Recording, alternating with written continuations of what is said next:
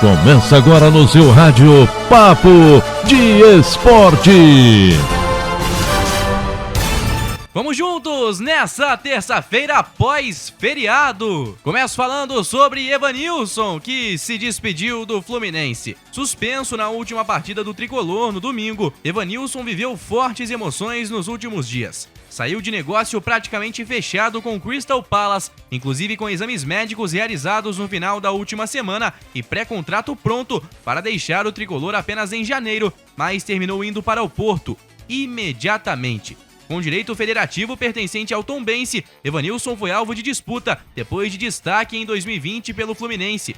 O clube carioca, que detém 10% do atacante, mas com taxa de vitrine de 20%, vai ficar com 30%, levando para casa cerca de 13,5 milhões de reais do negócio.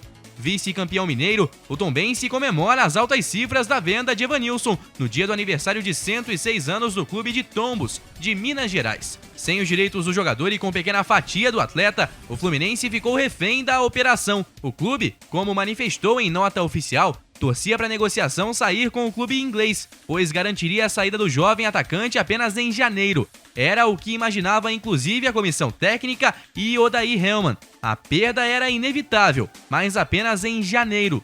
Isso não foi possível. A oferta inglesa girava em torno de 7 milhões de euros por 80% do jogador, pouco mais de 40 milhões de reais com pagamento parcelado.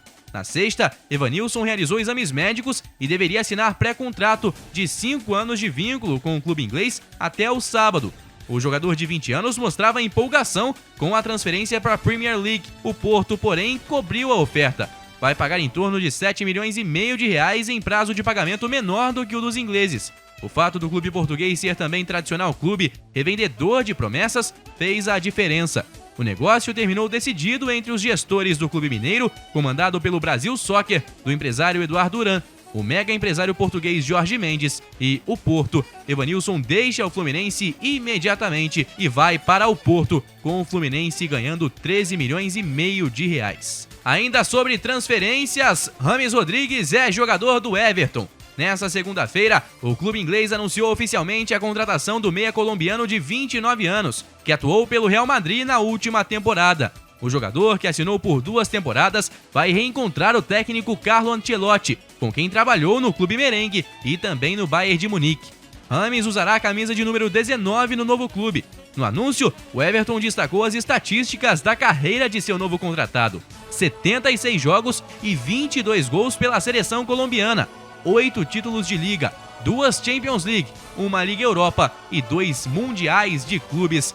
James Rodrigues, colombiano, novo jogador do Everton da Inglaterra. O acidente de Charles Leclerc no GP da Itália no último domingo não foi assustador apenas pelas imagens da batida violenta da Ferrari contra o muro da curva parabólica, mas também pelas estatísticas do incidente que interrompeu a corrida por 30 minutos para reparo da barreira de pneus. A batida da Ferrari do Monegasco com o muro de proteção resultou em um impacto de 17,7 vezes a força da gravidade. Leclerc perdeu o controle do carro na última curva da pista, feita em 6ª marcha, e sofreu uma desaceleração de 220 km até a inércia em 3 segundos e 88 centésimos. Apesar da violência do impacto, felizmente, Leclerc saiu sozinho do carro e correu para voltar aos boxes, mas teve de fazer exames de rotina no centro médico. Ele havia largado em 13º lugar e, após fazer a troca de pneus, foi beneficiado por uma entrada do safety car para a retirada do carro de Kevin Magnussen, já que seus adversários pararam nos boxes durante a bandeira amarela. Na relargada, o monegasco pulou para o 4º lugar, mas logo depois sofreu o acidente. Em mais um final de semana ruim para a Ferrari, felizmente, o acidente, apesar de muito forte, não trouxe mais prejuízos e Leclerc está bem.